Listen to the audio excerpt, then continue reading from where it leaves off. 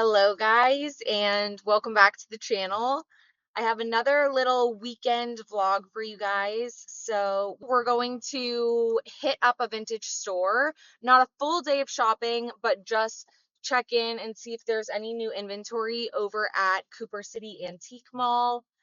And then I already went to the store and bought all of the ingredients to make a chicken thigh corn chowder so that I can freeze it for postpartum so that I have food to eat and I don't really have to stress or worry about it. I think that it will make it like a much more seamless experience. And I want to enjoy my downtime.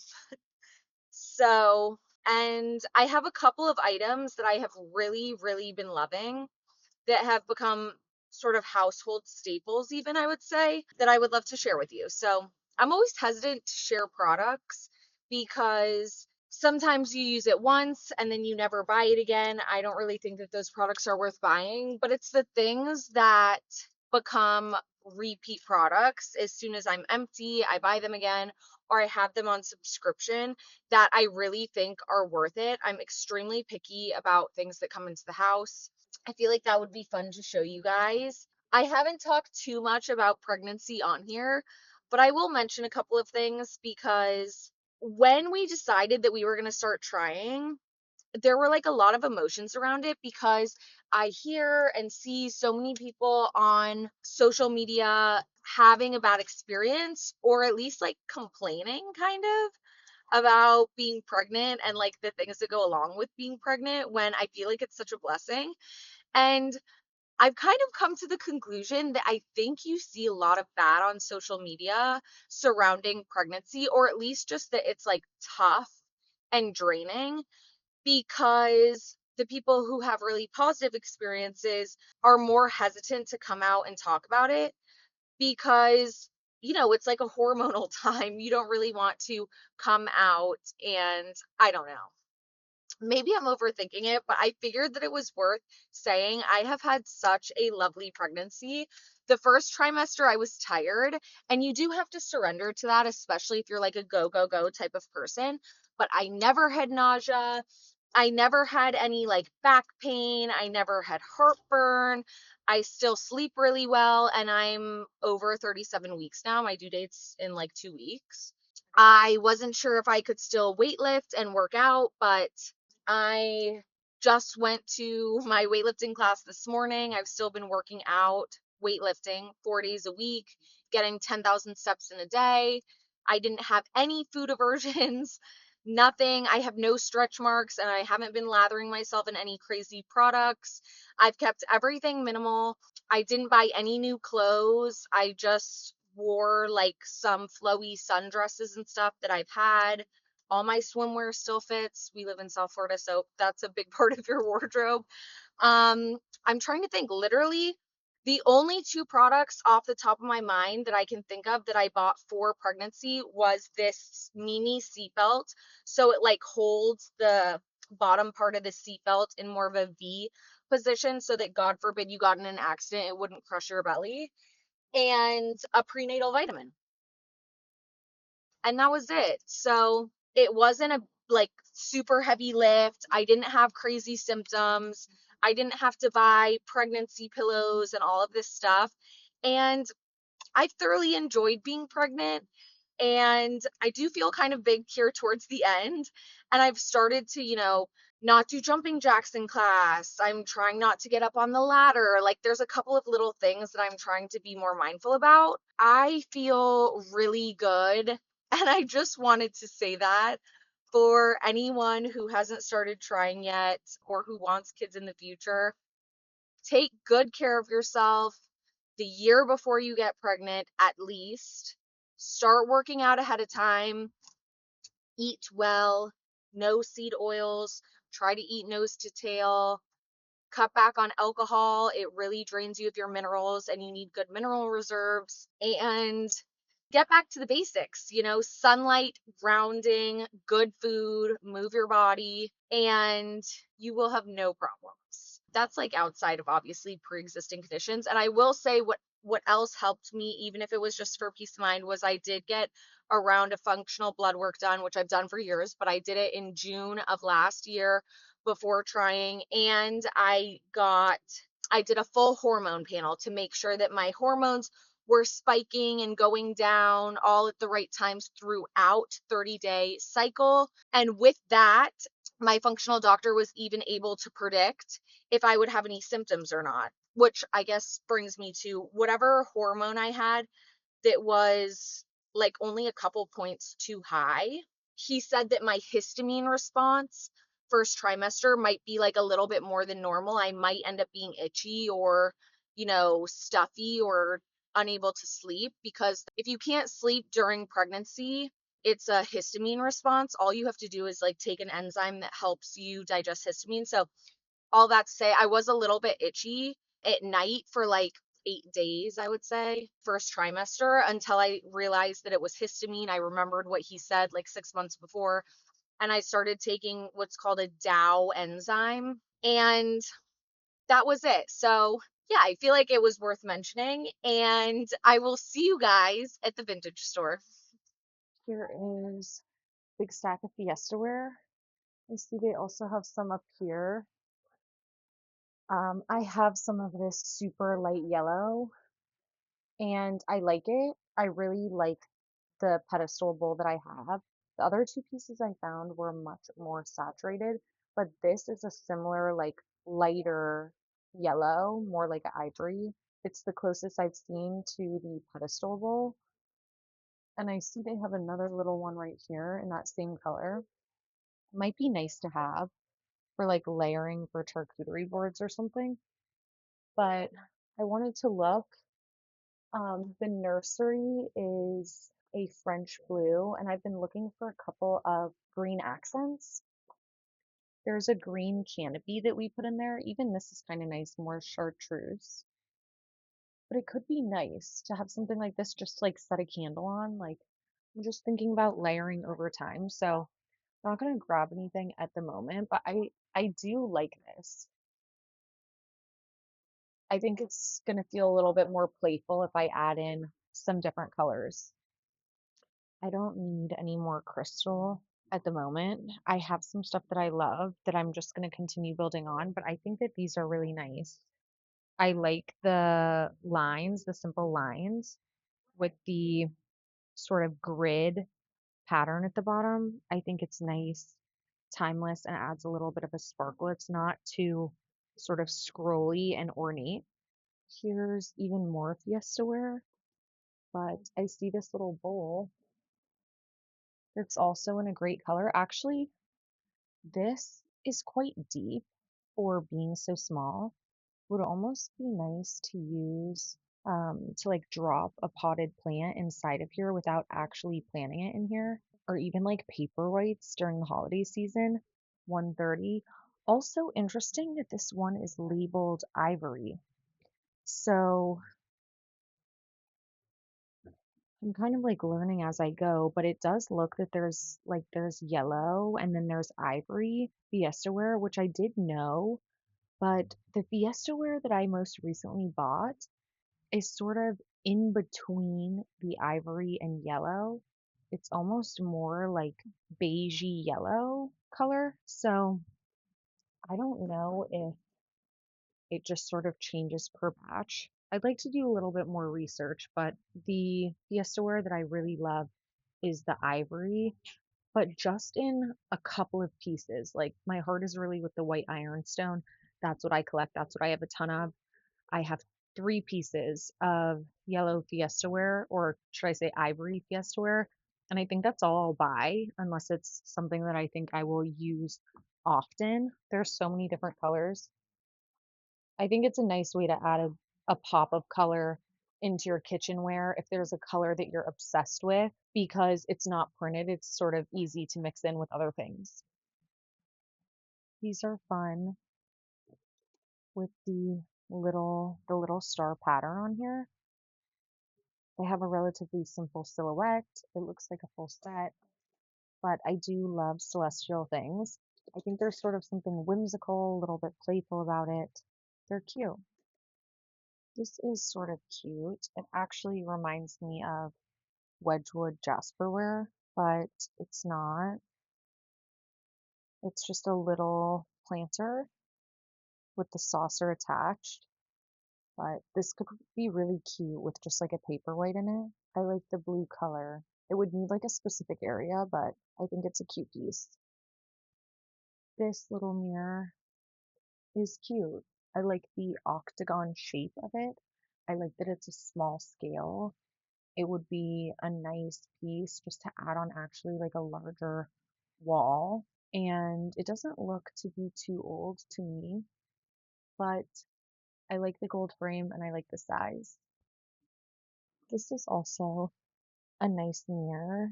It appears to be antique, I think. I like that it has yellow and gold to it. I like the scallop edging. It's pretty. This I think is nice. You can also find these new. They're a little bit smaller, but from Crate and Barrel, but I like the just simple circular shape, the fluted detail. Something like this is really nice to like put in a coffee niche and just put little spoons in here to stir your tea and coffee. I think it's nice if you collect something vintage, like little vintage spoons that are sterling silver, to have them displayed a little bit more nice, give it like a little bit of a cafe feel. And something like this is really great. I would love to find one of these in a white ironstone or like off-white ironstone, more of like a mustard crock is what I would assume it would be, but this one's a great size because it's a little bit shorter so that whatever small spoons you put in here will actually stick out the top. I see more of this Fiesta ware in this sort of like chartreuse green color, these little cups, but having one of these would be nice to put in a kid's room next to the sink for like toothbrushes, toothpaste, tongue scraper for a pop of color. This is a really fun green color. It's even like a little bit more chartreuse in person, but I think it'd be really cute for a kid's room. I like this Venetian style mirror. It's quite a small one. It doesn't look old. It looks like a reproduction, but on the label it does say vintage. But some of these mirrors are just so nice to mix into a more minimal, a little bit more modern area. If you have too much antique all in one place, or it's not properly curated, you're not really repeating certain motifs or certain styles, it can start to look really cluttered. Like if you have too many things, I will get a little bit more into my method. But if you look back in some of my home videos, you can see that my house is quite modern, but almost everything inside is vintage or antique. And I don't think that you would really know from walking in unless you asked about certain pieces or really knew a lot about antiques. So things like this are nice just to add personality into space. It serves sort of as like artwork when you have a more unique mirror. It reflects light. It really like brings energy into a space. I think it's a really great thing to have. I am always looking for mirrors and I love a small scale mirror. So I think that that's a great find, but I don't know that it's vintage. I squeezed over here because I saw the white lattice work. I collect white lattice. I love it. I just, something about the cutouts just feels so delicate, but I don't collect anything with color or even gold rim detailing. So this is a no for me, but it's a really beautiful shape overall. I don't know if this is a saucer set. I'm going to assume it is, or it could just be the way that it's styled, but this caught my eye. I like the overall shape. I actually like this spoon weight pattern. Something about, I don't know, this crisscross in between that looks like lattice does something for me. I like the overall shape too. It would be really nice as a ring dish or even to put a votive candle on. It's cute. I am always on the hunt for baskets, but I'm extremely particular about what I buy. This is a nice one because it has the wood base in the bottom, so it's more of like Nantucket basket style. I like that it has little handles on the side. It's very well made. like very sturdy. And I think these are super practical, especially for organization on an entryway to throw things in. Even on the kitchen island, you can put, lemons or something in there. In the office, I have tons of storage that's like this. It's just a great piece and it's beautiful, so you can leave it out. I think I've showed this before. This little blue and white plate. I don't think I have any blue and white right now. I always look at it, but I don't know. Maybe it's something down the road that I would start collecting. I am drawn to it, but I like this with the blackberries on it. This little plate. I think it would be great as like a spoon rest in a kitchen. There's something a little bit playful about having the blackberries over the blue and white. I think you can also tell it's also quite a light blue, blue and white pattern in comparison to like this, which is more navy blue, and this feels a little bit more cobalt. These are like light blue.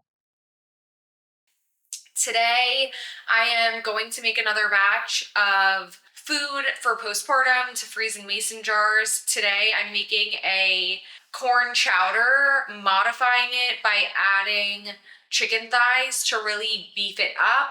Without the chicken, it feels like more of a side dish. And the goal is to have meals on the go with good fats, fiber, and really high in protein. So I'm gonna start off by doing chicken thighs the usual way. Salt, cayenne pepper, paprika, seared in the cast iron, and then we'll get into making the soup. Okay, I'm starting off with these organic chicken thighs. I get them from Whole Foods. I'm just going to open them, rinse them, and dry them off before seasoning. Salt, paprika, cayenne. Then I'm gonna flip and do the same on the other side.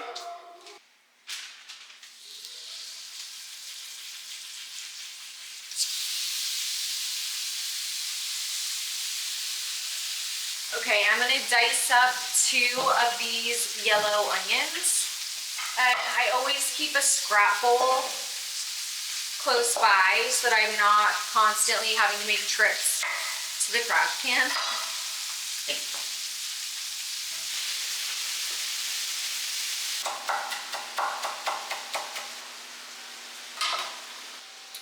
Okay, while I dice vegetables, I'm going to start cooking some of this bacon. I'm just gonna cut it into small chunks. And I feel like you can't really make a chowder without like baby potatoes and bacon. It's kind of a staple, and this will help build flavor. So not a lot of bacon, like especially since I'm making a double batch, you're really not going to be eating much bacon in this, but it is going to add a lot of flavor. Large carrots, I like to hit them with a peeler just to get the outside skin off. And then I'm going to dice them. So I'm making a mirepoix, which is diced onions, diced carrots, and diced celery. This will go in the pot with the bacon as soon as the bacon fat is rendered out and the bits look crispy.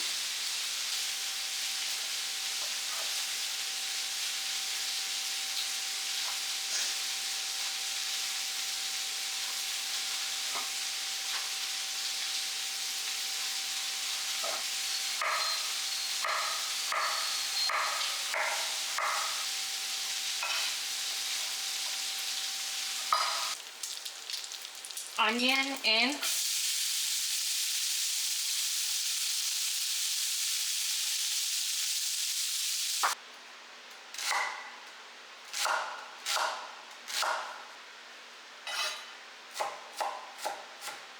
The carrots I cut into quarters like this and then chop them for more of like a rustic cut. Versus the celery, I don't want chunks of celery. I just want it for flavor and to beef up the soup. So I'm finally chopping, more like a dice.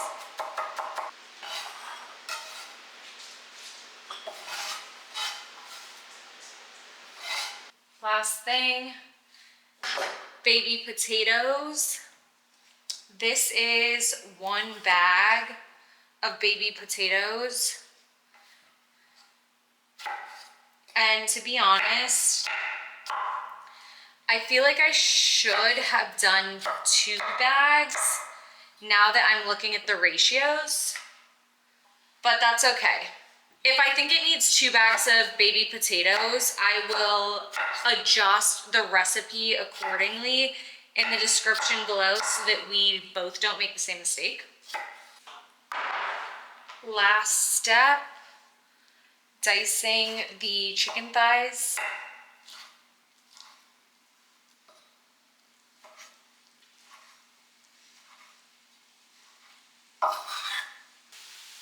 Celery, carrots. I'm just gonna let that cook down for at least 10 minutes. Generous amount of salt. I'm going to now add the baby potatoes as well as this beef broth, which I get this from the farmer's market, Southwest Ranches, and it's super gelatinous, which is what you want. You don't have to use a really gelatinous bone broth for a soup. It just adds to the collagen, it adds to the nutrition.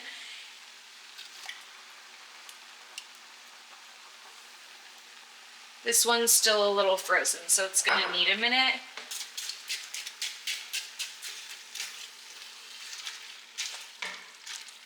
And I really want all of this to soften up quite a bit before I add the corn so that the corn can stay fairly crispy. It goes mushy pretty quick, especially frozen corn in a soup like this. So I really want those carrots and potatoes to soften up some first. Okay, at this stage, I'm going to add a bag of corn. I have 4 bags of corn total. If you want a creamy soup, you can add this 1 bag of corn and then you can hit this mixture with an immersion blender just a little bit to break down some of the diced veggies to make it creamy. Or at the very end, you can add cream. I'm not going to do either because I'm freezing this, so I'm just going to add the other 3 bags of corn now.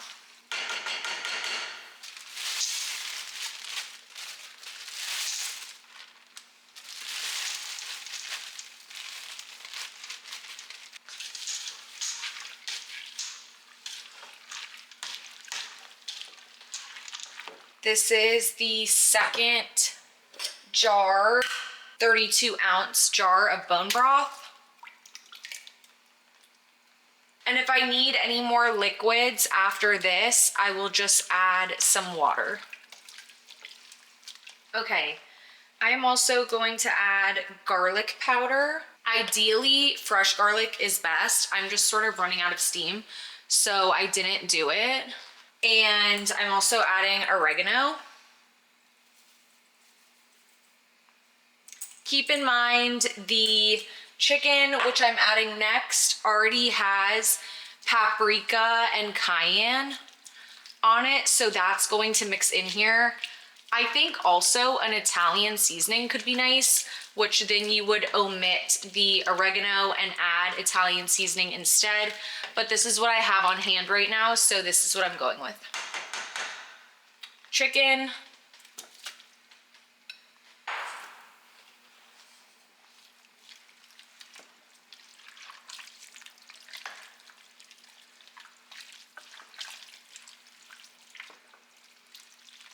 And I am going to add some water at this point just to cover the top.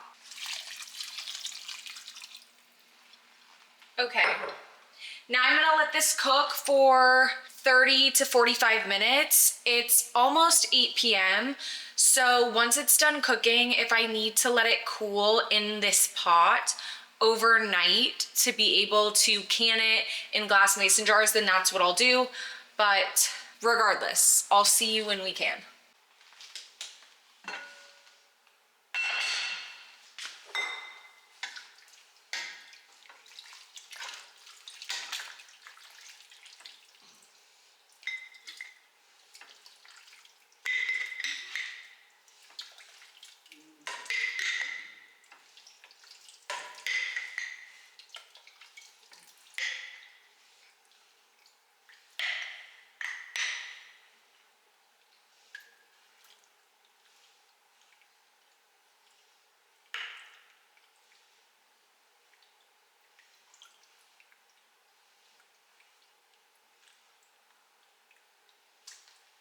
Okay, now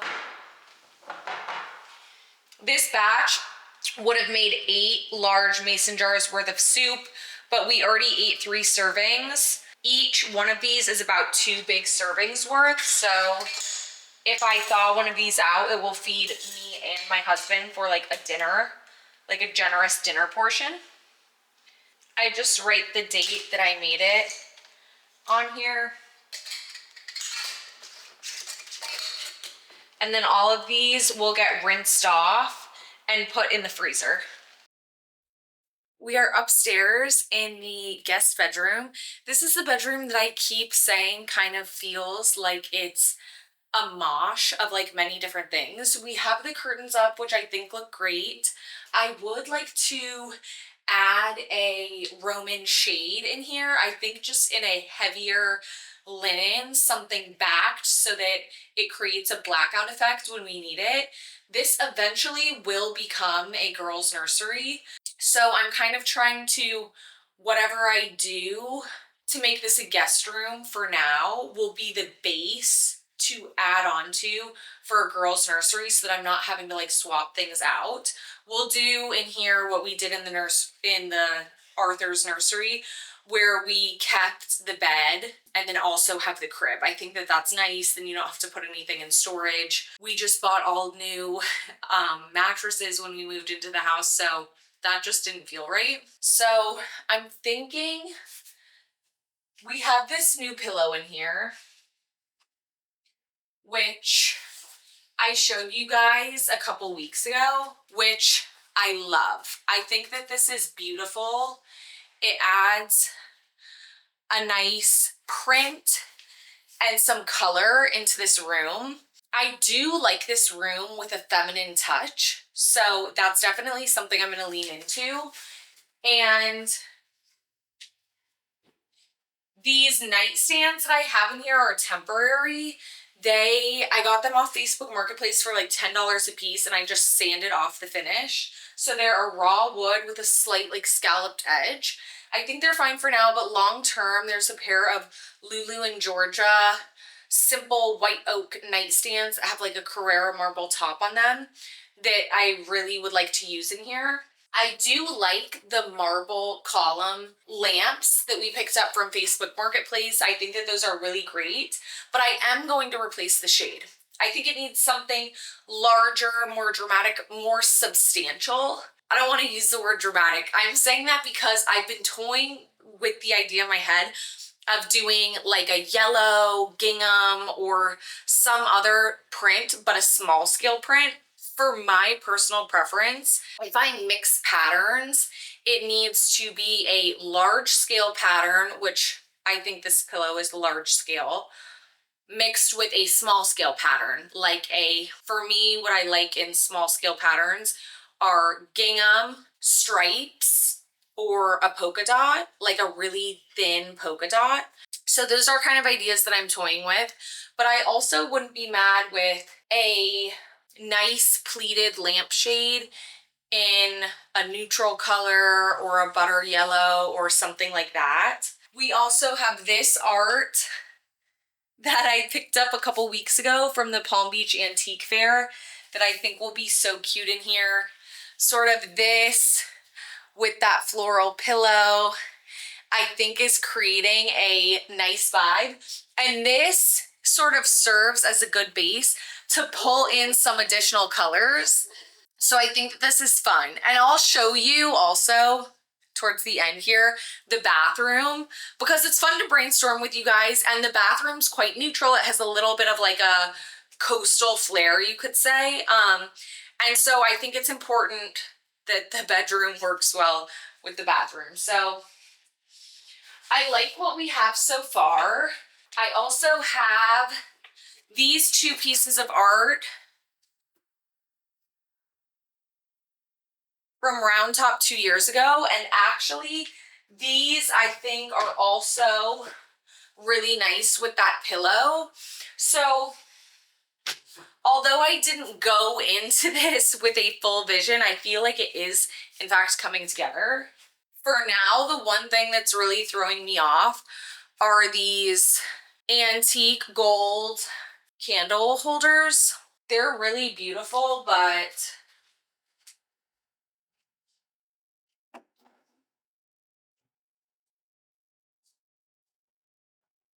it's just a little bit too much of an antique feel, I think, for what I want in here.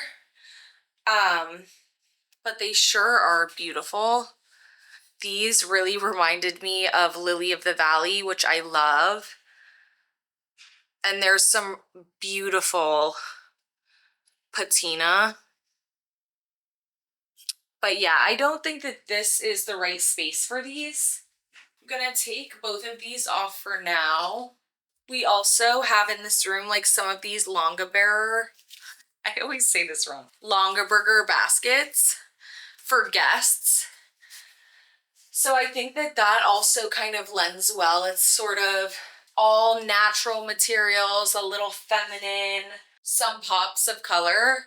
And I honestly have even been toying with the idea of doing like a beige stripe, like thin pinstripe sheet set on this bed to add in pattern. I don't know what it is, but this room having an all white really soft base I think would be great for pattern. I've also thought about doing a pattern wallpaper in the bathroom.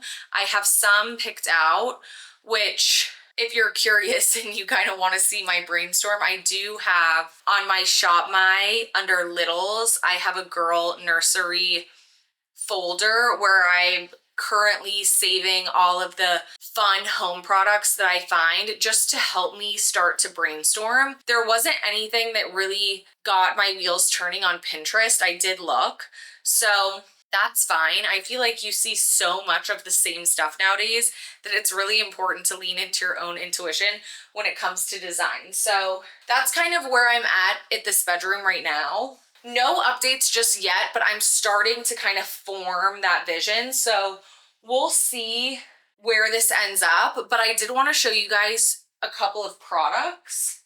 I am extremely picky and weird about scents. I don't like strong scents. They make me feel sick. And I think it's probably because I've gone so many years without wearing perfume. I started getting rid of all synthetic fragrances in skincare, cleaning products, like everything, probably 6 years ago. And so now I'm very sensitive. I didn't used to be so sensitive. One thing that I can't live without is a good candle. So most of the candles that I burn are just beeswax, unscented, natural candles, like in big hurricanes all throughout the house. I turn off all the lights of the house at like 6:30. And then as it gets dark, there's just candlelight on and that's it. But this, I will say, it's a little bit of an expensive candle, but Flamingo Estate and this scent is to die for. I am a sucker for sage, so I burn sage in the house. I have essential oil, like clary sage spritz that I give myself like before bed, and I do my pillow with it. I like sage scent hand lotions, like really everything. For me, it's relaxing, sort of like lavender. So a lot of what I have is either lavender or sage, but sage is really my favorite.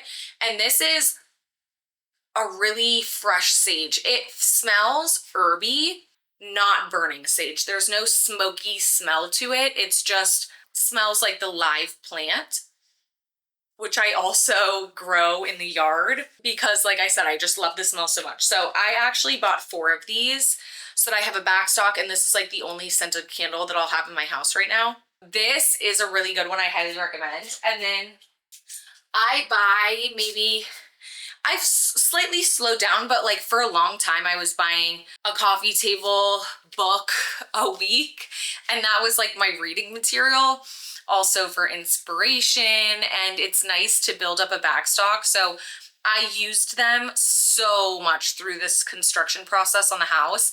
That was like what I used for many of my ideas and to even help me with the layout and find what I liked. For me, that was better than Pinterest in most circumstances. And then I just put these, you can see, these white little Post-its like this, where since I would really take my time and read through them, I would make little notes on everything, and I still do that. So this is one of my favorites. This is the most recent one that I read through, which is Soul of the Home, Designing with Antiques by Tara Shaw. Tara Shaw is a antiques importer, and what I really loved about this book was she really spoke to a design concept for antiques that I already live by, but I hadn't seen someone write about it and really put it into words. So I thought that was fascinating. She goes through a little bit in the beginning, like each era of antiques and what characterizes certain pieces into certain eras so that you can identify them while you're out. And then she goes on to talk about how to mix all of these different eras together. And I just thought it was so well written. It's so informative. And I think it explains in great detail the way that a lot of people design with antiques. That's just more intuitive. You've never explained it to someone or articulated it well. It's just more of an intuitive, creative flow when you're doing it. And she really explains it into detail, which was just honestly such a beautiful thing. So this is, I would say, like now in my top 5 favorite coffee table books, which says a lot because I've gone through so many of them over the last like 3 years. And then this, since I am now like 14 days or maybe a little over that away from my due date, I did a calligraphy class also, which I'm gonna get off track here for a second, but Sip and Script. They do calligraphy classes all over the country, and there happened to be one in my area last week. It was at a brewery. I took my mom. It was like $60 per person, and we learned all the calligraphy basics because I talk a lot about learning new things on here and following your passion. And I really wanted like a relaxing activity where I could continue learning and growing even though I'm hunkered down with a newborn, at least for a month or so. So we did that calligraphy class, and now I have my little setup ready to go in a cute basket in the living room so that when Arthur comes and I am breastfeeding and relaxing and food is already made, frozen in the freezer, that I can have something to occupy my mind that's not doom scrolling on my phone. So this is also something that I got. This is Martha Stewart's gardening handbook. I love the bright color, honestly, of this, and I'm excited to go through and see her tips and tricks for gardening and maybe get some good ideas so that I can continue gardening while I'm at home. The garden has not been done. I did deal with it a little bit yesterday, but it had been like 2 weeks, and it just gets out of hand so fast. Things in pots need to be hand watered and things need to be pruned and harvested. And although I don't have a really big garden, I have a lot of different things in there. Rose bushes and climbing roses and ivy and citrus trees, herbs. And so I really do like to get out in the garden. It's a great way to get outside, to ground, get sunlight, and also it's just so beautiful. It's something that I've really become proud of, and it changes the whole outdoor experience. Like now when we swim in the pool or we eat outside, our yard just looks so beautiful, and it's not a big yard. It's just well tended to, and I think that that says something. So I'm excited to dive into Martha's book, The Legend Herself, and see what tips and tricks she has, because I know that I can learn a lot from her. So this will be my next read. And that is it for this weekend's vlog at home. So thank you guys for watching. If you made it this far, please like this video and comment down below, because that's what the algorithm apparently likes now. Subscribe if you haven't already, and I will see you guys next week for another one. Bye.